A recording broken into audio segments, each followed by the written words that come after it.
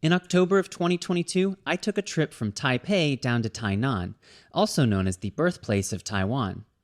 This historical city is home to National Cheng Kung University, which is a public research university with extensive engineering and computer science departments.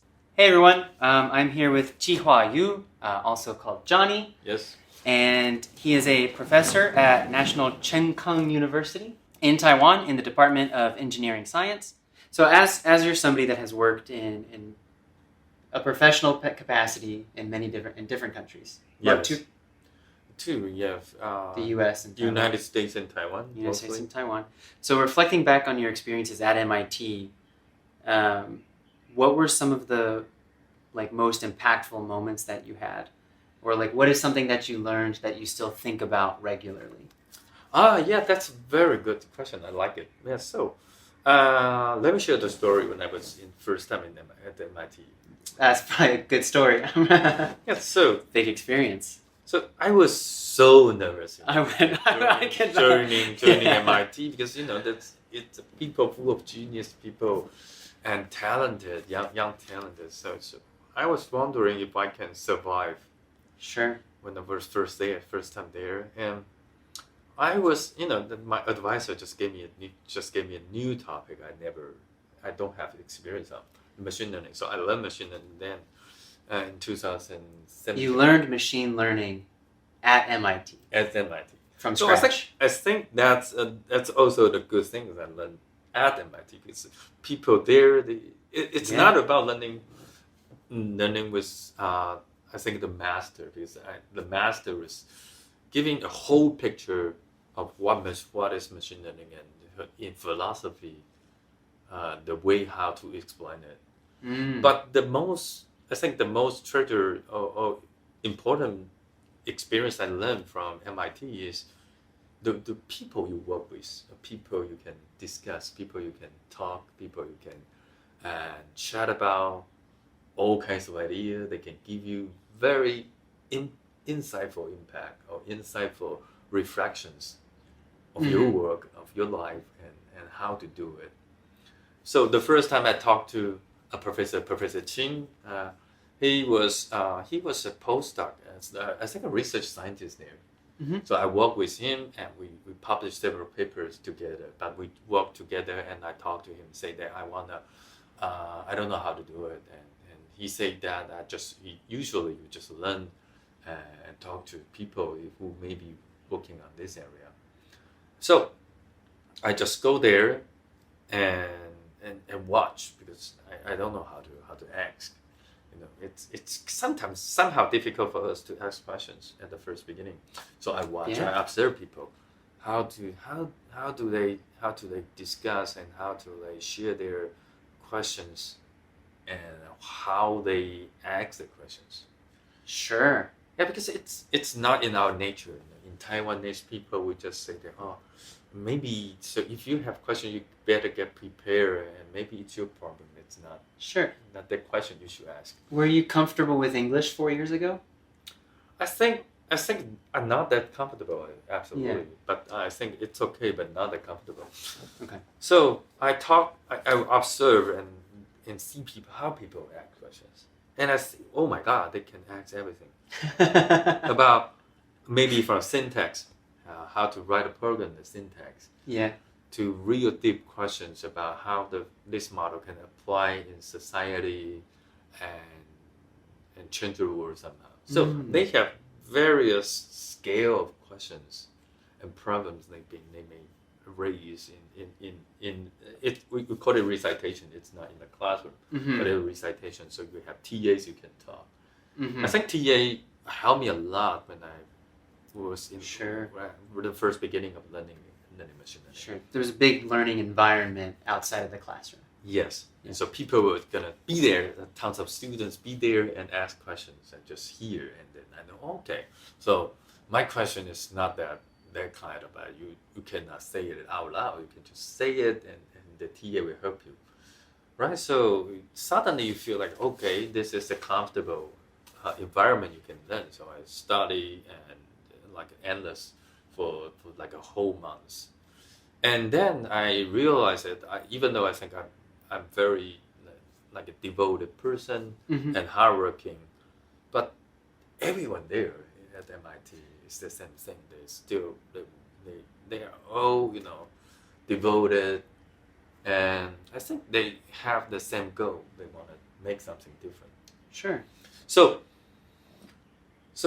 this is a huge impact. You think that people may be just chill and enjoy their life, but no, they're still working overtime every night. We've been there. You see people, even though they're at home, they're still maybe writing papers, working till midnight, and then they woke up early. Like my advisor, he used to reply email at 4 a.m. So that's why I woke up early every day. I just need him to reply to me. So it's kind of a working style. So it's the first thing to me is, okay, I need to work harder, to get maybe at the same level to talk to them and maybe working in this working environment. I think people are just they want to get some extraordinary achievement in academic or in research area. So they know they are highly motivated. They're highly motivated. And people were just have, I think, all the passion. I think it's most about passion. They like their research. So that's why I share this idea to people that say that, okay, so if you like to do research, MIT or some facility, I think relate the similar rank, it's like Disneyland to you.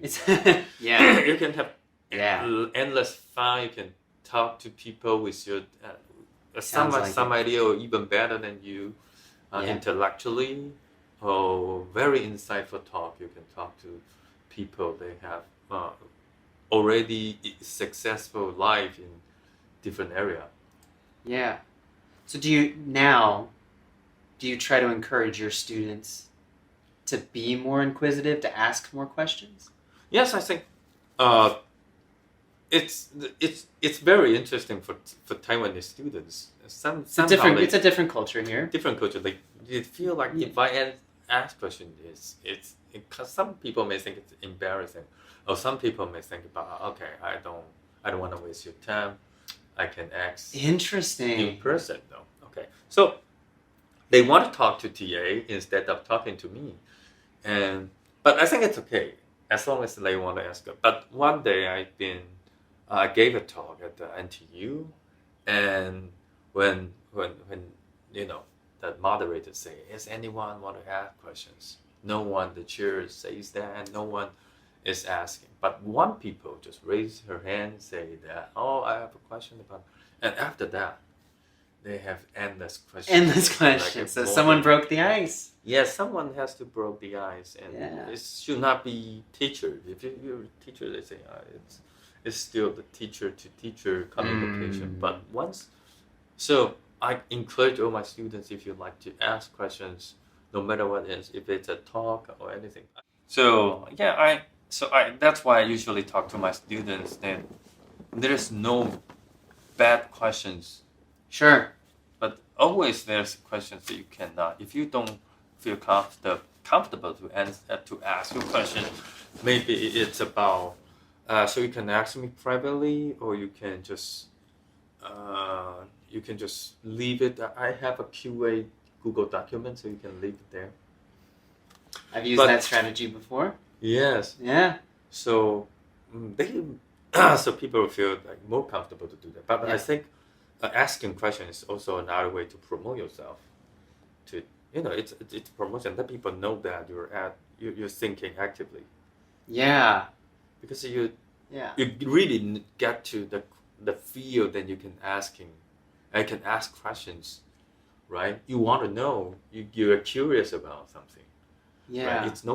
It's not about showcasing your ability. It's about that. Hey, I'm really interested in your topic. In the talk, right? So I ask my students for my class and undergrad students, you need to let me get some memories of you. Maybe you can ask questions that I can know you, or otherwise, I don't know how to score you in your in-class performance or in-class activities, like something like that.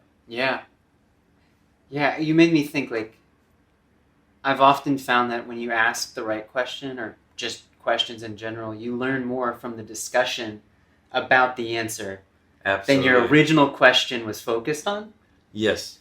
Yeah. Yes. So that's the I think yes, absolutely. For that's the most different things I noticed at the MIT or NP. But a student in NCKU is different. I think student here, no matter what, undergrad students or grad students,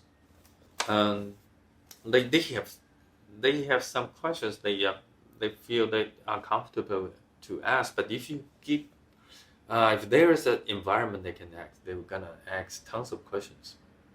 Good. So it's about to create this kind of atmosphere or environment. So Google document, I think it's one thing. Some teachers will may use Slido. Slido is an online question Q&A. Okay. Q&A, like a service you could use.